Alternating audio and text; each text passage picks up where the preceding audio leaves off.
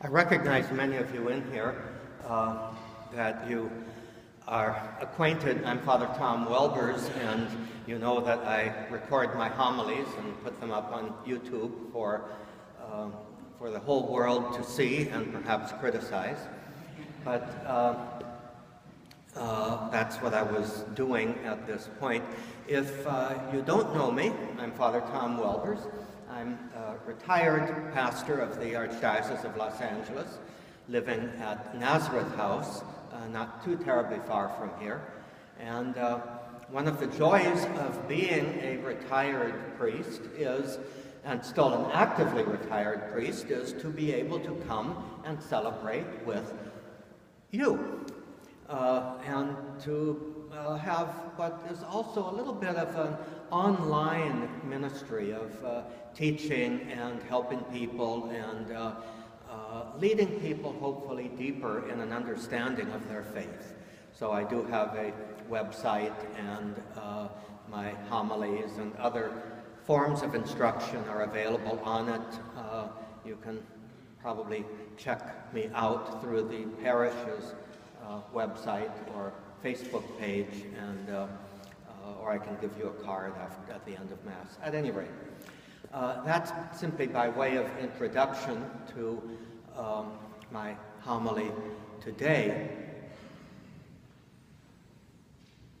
You know, one of the most frequent commands, maybe the most frequent command in the entire New Testament, and particularly in the Gospels, is one that we tend to gloss over. If we want to know what is the most frequent command of Jesus, and command that is made in his name, it is this: do not be afraid. If you want to know where Jesus' priorities are, listen to what he commands us to do. And what he commands us to do is not be afraid, not to fear. Now he has, well, first of all, we have very, very good reason to fear.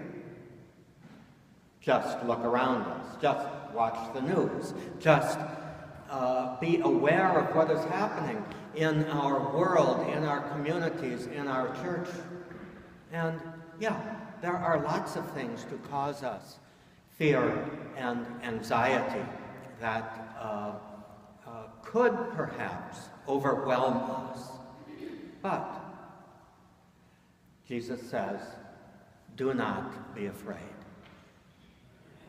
Now, there were two occasions for fear among his disciples and the people in the New Testament. One was, as we've just reflected, that we are threatened by dangers. Remember, especially the disciples out on the boat when the waves began to threaten to overtake the boat and drown them. They were afraid. Jesus comes walking on the water and says, don't be afraid. It is I. Do not fear. It is I. But there is another occasion when that inspires fear, and that is when the fullness of the revelation of God is made. Often through an angel, through an emissary, through something that speaks of radiant glory. And the first reaction when we are confronted with something beyond us like that is fear. Fear.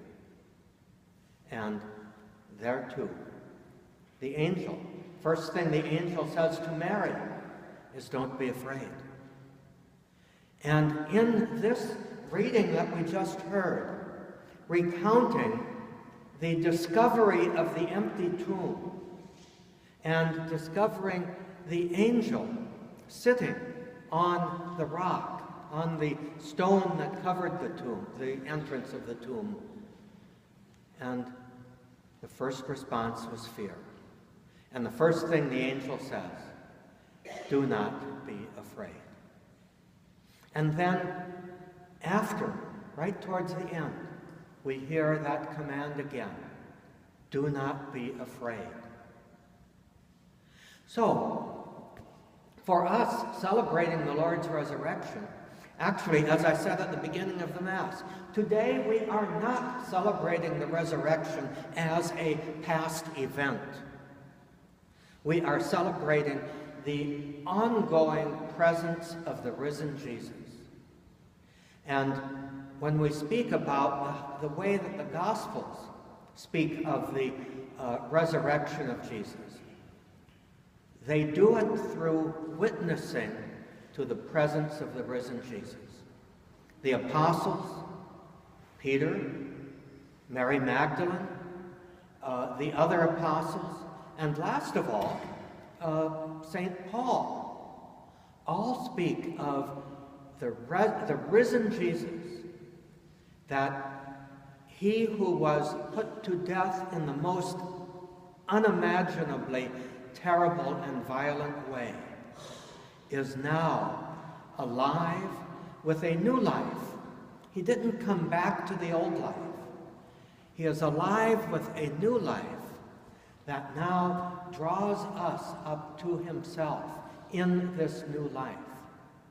And it is that new life that Jesus grabs us by the hand and raises us up to this new life. It is that new life that overcomes our fears. Because what is our primary fear? Our primary fear is fear of death. And Jesus has overcome death.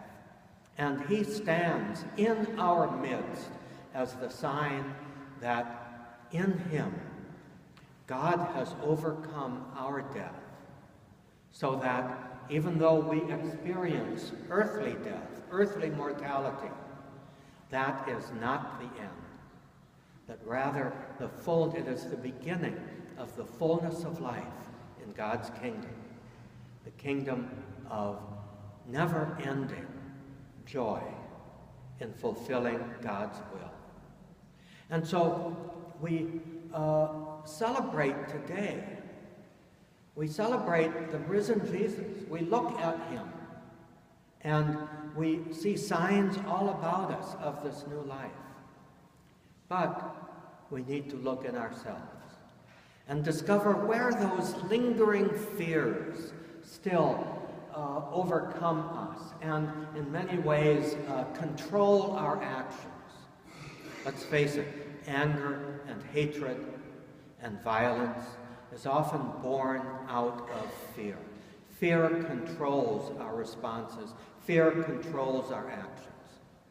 Jesus has overcome the reason for that fear.